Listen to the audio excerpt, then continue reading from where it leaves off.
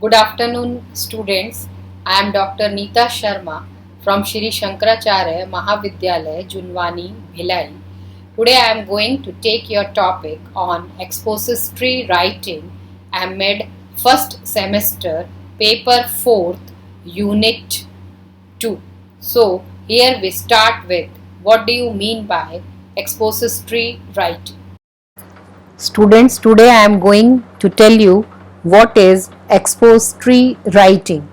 So, expository writing is defined as presenting reasons, explanations, or steps in a process.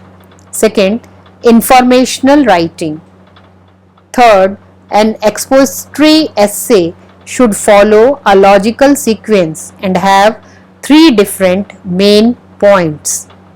Logic and coherence is the main focus of an expository essay. So, what will be the format of an expository essay? A common method for writing an expository essay is the 5-paragraph approach. This is, however, by no means the only formula for writing such essays. If it sounds straightforward, that is because it is, and in fact, the method consists of an introductory paragraph, 3 eventual body paragraphs, and conclusion. What is the structure of this type of essay? Introductory paragraph begin with a grabber, a technique used to grab the reader's attention. Effective grabber technique include quotations, definitions, facts. The introduction ends with an affirmative sentence that expresses the main idea of the essay.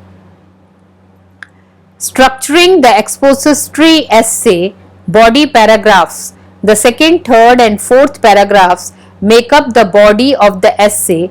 The first sentence of each of the 3 body paragraphs, also called the topic sentence, must be backed up with some form of evidence.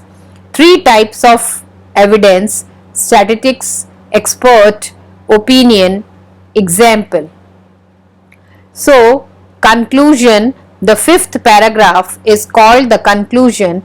The conclusion begin with a transition term in summary to conclude, and a summary in which the thesis and the 3 arguments are restated. So, what are the important points to remember? A clear, concise, and defined thesis statement that occurs in the first paragraph of the essay. Clear and logical transition between introduction, body, and conclusion.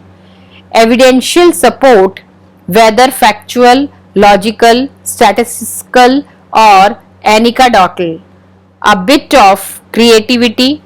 A conclusion that does not simply restate the thesis but redresses it in the light of the evidence provided. So, some expository organizational patterns.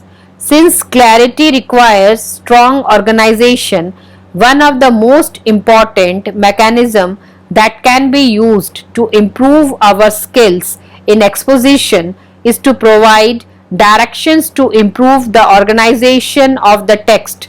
These directions are called organizational patterns: description, sequence, comparison and contrast, cause and effect, problems and solution.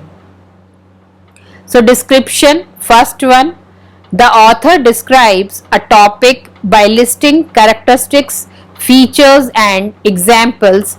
It provides details about how something looks, feel, taste, smell, makes one feel or sounds. So, keywords, for example, the characteristics are, etc.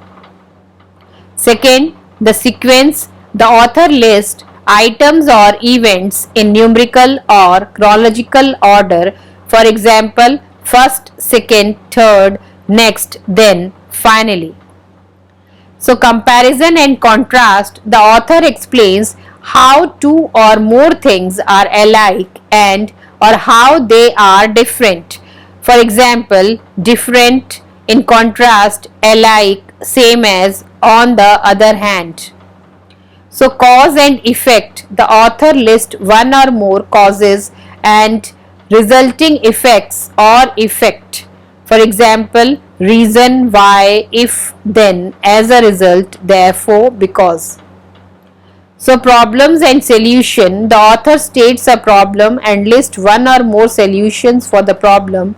A variation of this pattern is the question and answer format, in which the author poses a question and then answers it. Problem is, dilemma is, puzzle is solved. So here we come to the last part of this type of essay,